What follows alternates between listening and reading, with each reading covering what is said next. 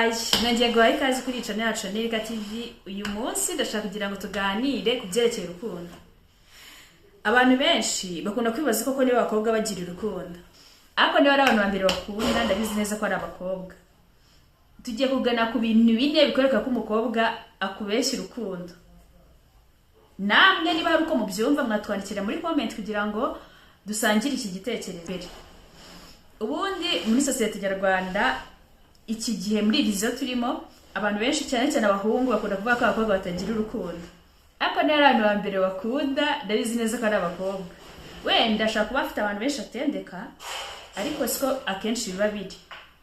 Tugiye kureba hamwe rero ibyo bintu bine bikwereka ko umukobwa ashobora kuba kubeshya urukundo. Icya mbere, akunda guhisha telefone.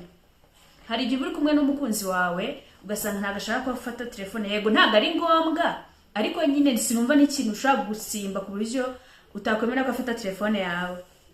Umukobwa utagukunda akunda gutsimba telefone, ntago bashaka kugira ngo yigereho, ntago ashaka kugira ngo abone ibintu ucata n'abandi. Si itegeko kugira ngo abibone, ariko nanone yiri umwizero kuki se ushaka guhisha telefone. Icya kabiri, akunda kukubeshya. Twese turabizi ko hari igihe biba ngombwa kugira ngo umuntu mubeshye kugira ngo wenda amahoro ahinde, bitewe n'uko nyine mubanye.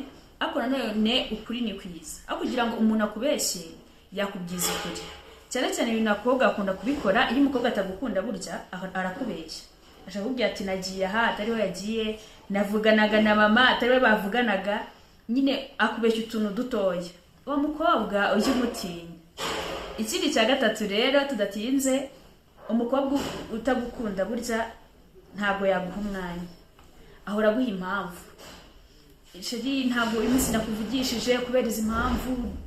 Twese turese ko ntabwo umuntu wavuga ngo uramukunda ukamuburira umwanya. Umuntu ugukunda by'ukuri ntabwo ushaka kumuburira umwanya.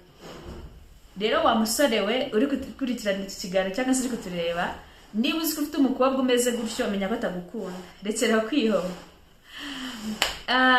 Ikindi kintu kikwereka ko umukobwa atagukunda, ahora ari waiting. Buri kanya ku mafone, buri kanya ku mafone. Uwo mukobwa ujye umwirinda, kuko ntabwo ugasanga saa 4 z'ijoro kuvugira kuri fone ni ibintu bisanzwe. Ariko nanone biterwa n'igihe. Ukabona umukobwa ahora ku matelefone, ahora online, ahora iki, nta bindi bintu abarimo. Uwo muntu ujye umugiraho amakenga, ushyiraho akabazo. Bibaze se kuko uyu muntu uhora ku matelefone saa 6 z'ijoro, saa 4 z'ijoro, kuko arankunda.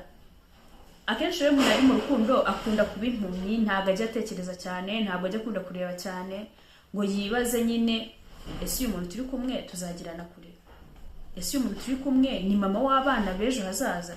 Ahubwo wowe ureba iby'ako kanya. Ngaye nguko ibi ni ibintu bine bishaka kukwereka ko umukobwa atagukunda. Twabanye kwica no watubwira uko ubyumva bitewe n'ukuntu ubanye na sheri wawe.